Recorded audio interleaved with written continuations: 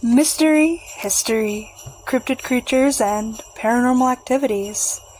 This is the Creeps and Crawls Mystery Hour podcast, and I'm your host, Creeps. Now, throughout the ages, there have been different celebrations throughout the winter months, including Hanukkah, Kwanzaa, Soul Light, Solstice. There's also Yule, among other things, Saturnalia. It just really depends. Well, there's also different portrayals of each holiday. And I guess today we're going to go over the creepiest we could. Krampus. Or Krampus, depending on where you lay. Now, I take no credit for this creature or person. I don't know what to call him. He really is a mystery. So let's begin. The Krampus is a horned anthropomorphic figure in the Central and Eastern Alpine folklore.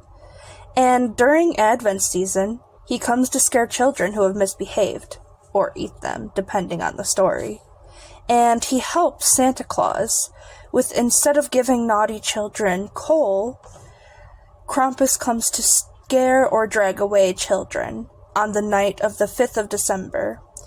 And Santa Claus, or St. Nicholas, rewards the well-behaved children with gifts such as oranges, dried fruit, walnuts, and chocolate, while the badly behaved ones only receive punishment from Krampus with birch rods, or, as I said, being eaten, depending on the story, but in most stories it is birch rods. While the origin of this figure is unclear, some folklorists and anthropologists have postulated that it may have pre-Christian origins, and in traditional parades and events, the Krampuslauf, young men dressed as Krampus attempt to scare the audience with their antics. Such events occur annually in most alpine towns. Krampus is featured on holiday greeting cards called Krampuskarten, and the figure has been imported into the American popular culture and has appeared in many movies and TV and games. Krampus is thought to come from either Bavarian Krampen or dead, rotten, from the German Krampen, meaning claw. The Krampus is considered to be half-goat, half-demon monster in some legends, and its role is to punish bad children or scare them into being good.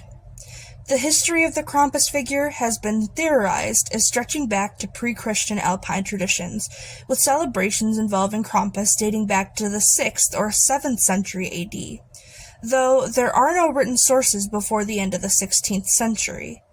And discussing his observations in 1975, a small town in Styria, an anthropologist named John J. Hoggingman wrote that the St. Nicholas festival we are describing incorporates cultural elements widely distributed in Europe, in some cases going back to pre-Christian times. Nicholas himself became popular in Germany around the 11th century. The feast was dedicated to this patron of children, is only one winter occasion in which children are objects of special attention, others being Mertimas, or the Feast of the Holy Innocents, and New Year's Day. Masked devils acting boisterously and making nuisances of themselves are known in Germany since at least the 16th century, while animal masked devils, combining dreadful comic antics, appeared in medieval church plays. A large literature, much of it by European folklorists, bears on these subjects. Austrians in the community we studied are quite aware of heathen elements being blended with Christian elements in the St. Nicholas customs, and in other traditional winter ceremonies they believe Krampus derives from a pagan supernatural who was assimilated to the Christian devil. The Krampus figures persisted, and by the 17th century, Krampus had been incorporated into a Christian winter celebration, and by pairing Krampus with St. Nicholas, they completed just their dues to scare children. In the aftermath of 1932, an election in Austria, the Krampus tradition was prohibited by Dollfuss regime under the clerical fascist Fatherland Front and the Christian Social Party. In the 1950s, the government distributed pamphlets titled, "Krampus is an Evil Man," for fear that encounters with the Krampus might damage children's mental health. Towards the end of the century, a popular resurgence of Krampus celebrations occurred and continues to this day. The Krampus tradition is being revived in Bavaria as well, along with local artistic tradition of hand-carved wooden masks. In 2019, there are reports of drunken or disorderly contact by masked Krampuses in some Austrian towns. And although Krampus appears in many variations, most share some common physical characteristics. He is hairy, usually brown or black, is super tall, and has cloven hooves and horns of a goat. His long and pointed tongue lolls out, and he has fangs. Krampus carries chains, though thought to symbolize the binding of the devil to the Christian church. He thrashes the chains for dramatic effect. The chains are sometimes accompanied by bells or various sizes. Of more pagan origins is the root, a bundle of birch branches that Krampus carries with which he occasionally swats children.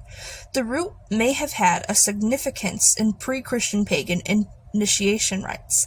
The birch branches are replaced with a whip for some representations. Sometimes Krampus appears with a sack or a basket strapped to his back. This is to cart off evil children for drowning, eating, or transportation to hell. Some of the older versions make mention of naughty children being put in a bag and taken away. This quality can be found in other companions of St. Nicholas, such as Wort or Pite, which will later be an episode next year. The Feast of St. Nicholas is celebrated in parts of Europe on the 6th of December. On the preceding evening of the 5th of December, Krampus night, or Krampusnacht, the wicked hairy devil appears in the streets, sometimes accompanying St. Nicholas, and sometimes on his own. Krampus visits homes and businesses, and the saint usually appears in the Eastern Rite vestments of the bishop, and he carries a golden ceremonial staff. Unlike the North American versions of Santa Claus, in these celebrations St. Nicholas concerns himself with only the good children, while Krampus is responsible for the bad. Nicholas dispenses gifts, while Krampus supplies coal and the root. And sometimes, like I said, drags children away to eat or drown. A seasonal play that spread throughout the Alpine regions is also known as the Nicholspiel, Nicholas play, inspired by a paradise play which was focused on Adam's and Eve's encounter with a tempter. I can't speak today. I apologize. The Nicholas plays featured competition for the human souls and played on the question of mortality. In these Nicholas plays, St. Nicholas would reward children for scholarly efforts rather than for good behavior. This is a new theme that grew in the Alpine regions where Roman Catholic Church had a significant influence. There were already established pagan traditions in the Alpine regions that became intertwined with Catholicism.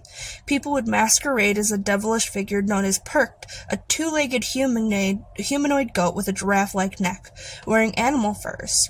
People wore costumes and marched in processions known as Perchteflocken, which are regarded as an earlier form of Krampus runs. Perchteflocken were also were looked at with suspicion by the Catholic Church and banned by some civil authorities.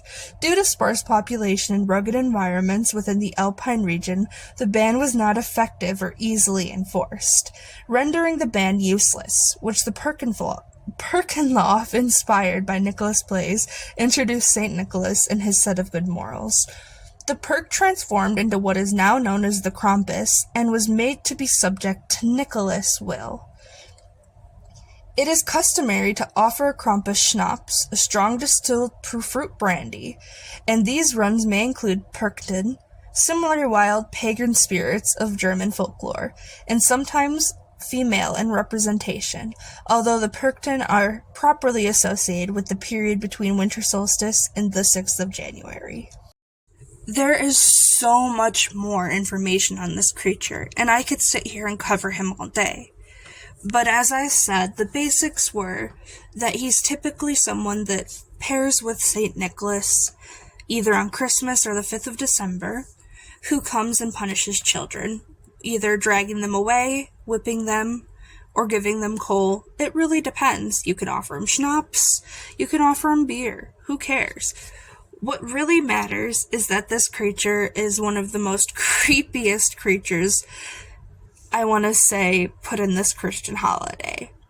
Now, what do you guys think? Please leave comments down below. And I do apologize for any of the mispronunciations in today's episode. I don't speak German and I don't pretend to. So I just kind of tried to fly through this one. Have a wonderful day, and remember, stay creepy, my friends.